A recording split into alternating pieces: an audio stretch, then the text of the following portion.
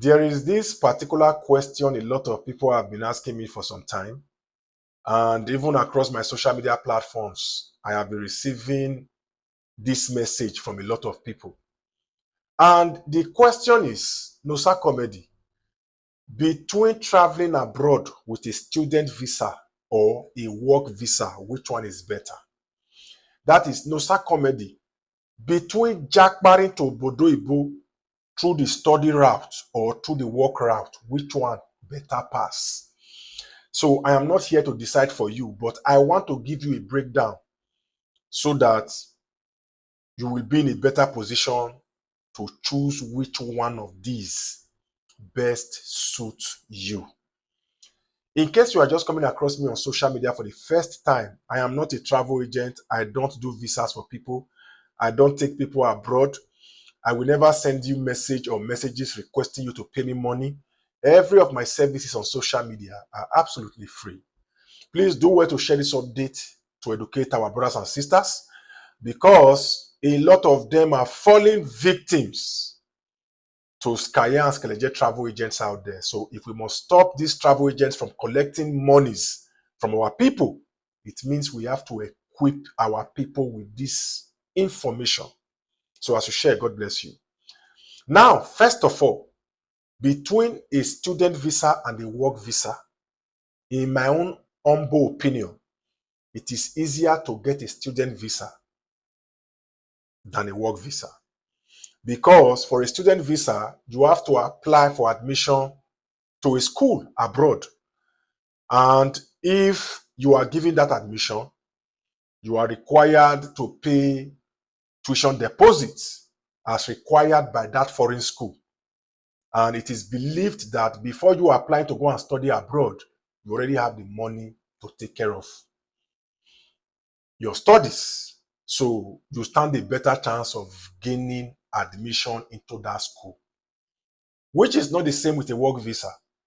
Because to get a work visa, like I have clearly stated in my previous contents, you have to first of all apply for a job overseas.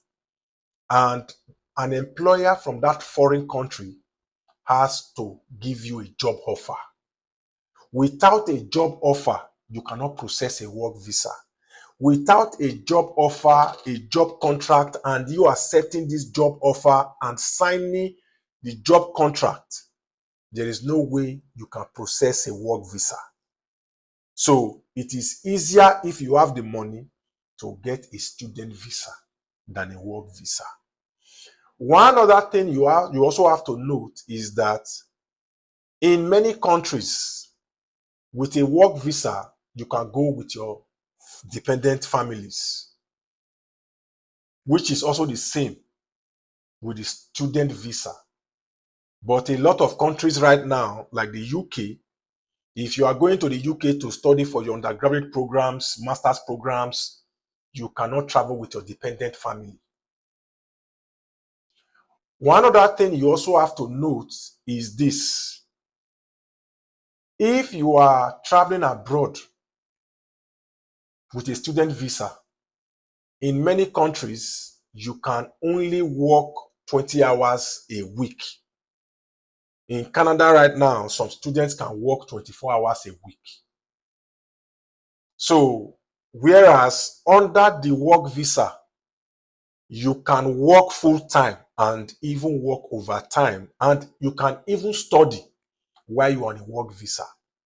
And it is easier to process a student visa most of the times because it requires you to first of all apply for admissions. While there are many jobs abroad being competed for by would-be workers from all over the world, the student visa route, many of these schools abroad are happy to give you these admissions because most of these schools abroad, they make more money from international students. So they are happy to see you come, which is one of the advantages with the student visa.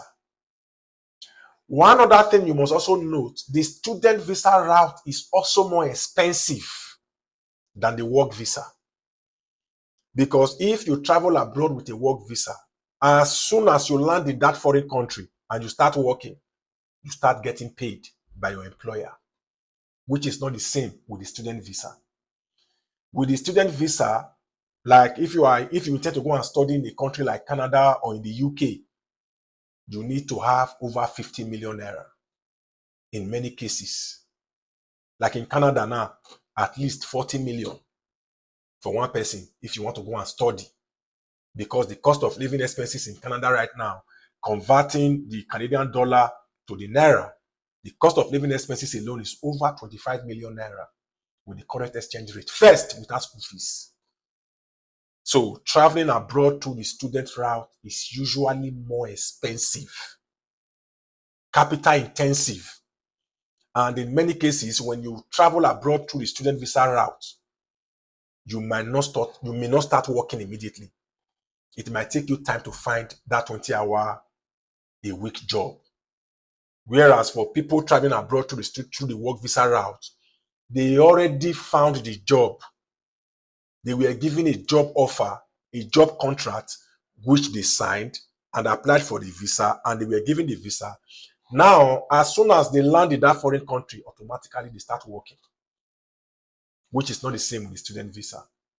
You have to know, under your work visa package, you have to ask, how many years is that your work permit? Is that work permit renewable? Are you required, after the expiration of your work permit, to go and reprocess it from your home country? Or you can renew while you are in that country? These are some of the things many of you have to take note of. And many of you don't ask these your travel agents questions. These are people you pay millions of naira, millions of CFA, thousands of dollars, thousands of pounds, and at the end of the day, you are afraid to ask them important questions. So these are some of the things you need to put into consideration before deciding which of these you intend to japa with.